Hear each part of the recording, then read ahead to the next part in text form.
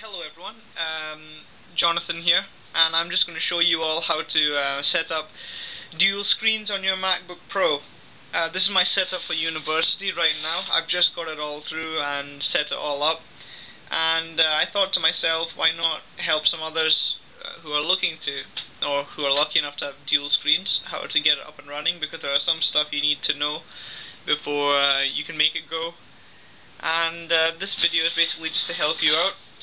So let's quickly take a walk through what I have here, and then I'll show you how to put it all together.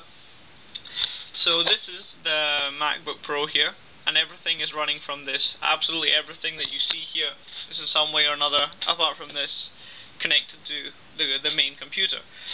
And this is all connected to a secondary screen here. So if you notice here on this screen there's nothing, it's totally blank. That's because I'm using this as an additional screen just now, and this is my main screen. Even though I said it was an additional screen, I'm actually using it as my primary monitor, you could say. So all my stuff's here, applications, whatnot, the works. And here is an external keyboard when I'm not using that. I can still use both at the same time. I decide not to. This seems a little easier. And the mouse, which is, as you'd expect, just a normal mouse. And over here, there are two USB ports on either side of the keyboard. One USB port here, another USB port over here. This is a 500 gig hard drive. Probably most of you have an external hard drive at home. And this is basically just there to the side through any other USB port. So to put this all together is fairly easy, but as I said, you need a few things first.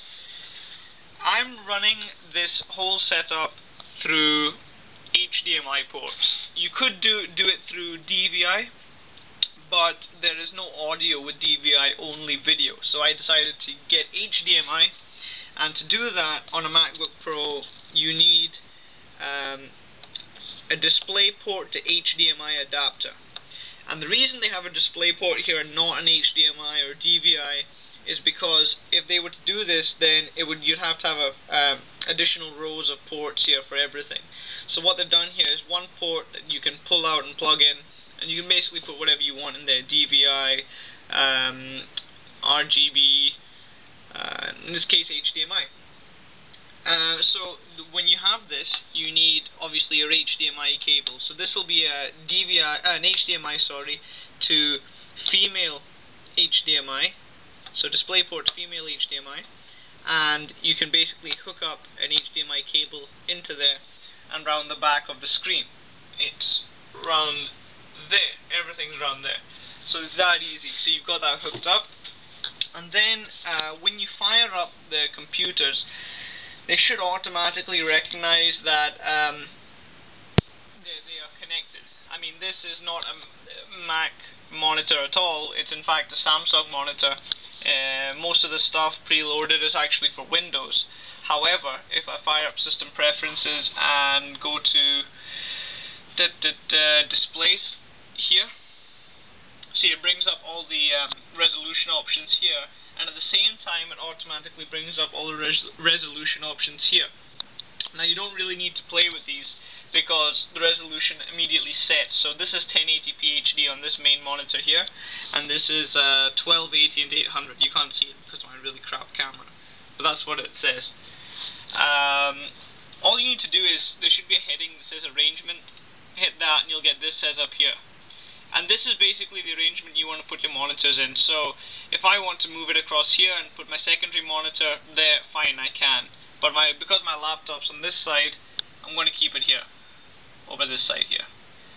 And if you want to make your laptop your primary monitor, there should be a little bar here, as you can see, right here. You just move it down here, and then suddenly your laptop becomes your primary monitor. It's that easy to do. Now that you've done that, you can adjust the backgrounds and whatever to whatever you want. I mean, you don't need the same backgrounds on them both. I've got the same backgrounds here just for style's sake, but you can do whatever you want with desktop screensaver. See, it'll bring up the desktop options there, but also here. So I'm a bit of a car nut. that, so I can have my Lamborghini as a background here. Doesn't change anything here. I can have Iron Man as a background here. Doesn't change anything here. So it's basically exactly the same thing. So I'm going to keep it back to the way it was. Another cool thing with this is that, if I can bring it back up very quickly, displays, arrangement. You can actually also mirror the displays here, that's what I meant to say. Mirror the displays so you can have both running on each if you want to. I've chosen not to, and I'll show you why in a minute. The big advantage of keeping both screens like this is that when I'm doing work here, I can fire up iTunes, and I've set it to fire up in this window. So I can listen to whatever music. So right now I'm listening to Mastodon, band called Mastodon, so there. That's connected to, everything's connected to my sound system as well. Let's stop that. And basically I can drag the windows from here into here. It's that easy, see? So from here, the window's being dragged through into my main window. So I can basically, and if I close it here, it'll fire up here again, I think. Let's hope this works. Yeah, there we go. If I close it here, it'll fire up here. If I move it in here and close it again, and if I want to fire it up on the main screen, it should just open up here. So it's good because I can keep music here, or social networking, or whatever, Facebook here, and do all my work on the main screen. So that's pretty easy. All I did was, as I said, let's recap. DisplayPort, HDMI female adapter, HDMI cable into the back of that. That's it. It'll automatically recognize, well, it should automatically recognize when your gear is being plugged in. Then because I've got it in there, I'm using this as a primary monitor here. I've got an additional keyboard here that's plugged into the MacBook. That's fairly self-explanatory. That's just USB. Excuse me. The mouse here is also plugged into this. It's plugged into the keyboard, I think. Bloody hell. Yeah, it is. It's plugged into the side of the keyboard here, so that's fine. And on this side, I've got a 500 gig hard drive, which is running off this. Now, we've got an older Mac at home, and it says that it doesn't have the power to run hard drives or something normally, or some bullshit like that. But this one, I'm very happy because with the new keyboard, it means I can run the hard drive of it, and as you can see, the hard drive icon appears right here. That's the Lacy. So that's pretty cool.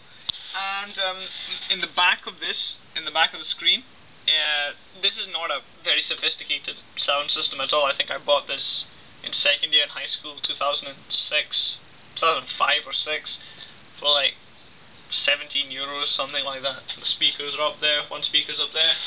The other speaker's there. And it does the job. It's good. It's reliable. And all you need is just the headphone output, the audio jack, 3.5mm, and it just simply slots into the back of that. To get that working, simply hit System Preferences again and hit Sound, and that's it. The screen should automatically come in there, and it should say, as you can see, a built-in HDMI output. That's what everything's running through. Simply select it and you're good to go. And that's it, basically. You can do anything. As I said, iTunes is still in there. You can fire up Safari, that's the Mac's Apple browser, and move it through if you want, like that. And you can operate the thing in, if you simply close the Mac down, if you put it in clamshell mode, it just goes back, reverts back to one screen, and that's it. And that's basically how you do it. It's pretty simple. If you have any questions, I've got my YouTube account, Super John Ben. You can email me some questions or comments or whatever. Thanks for watching.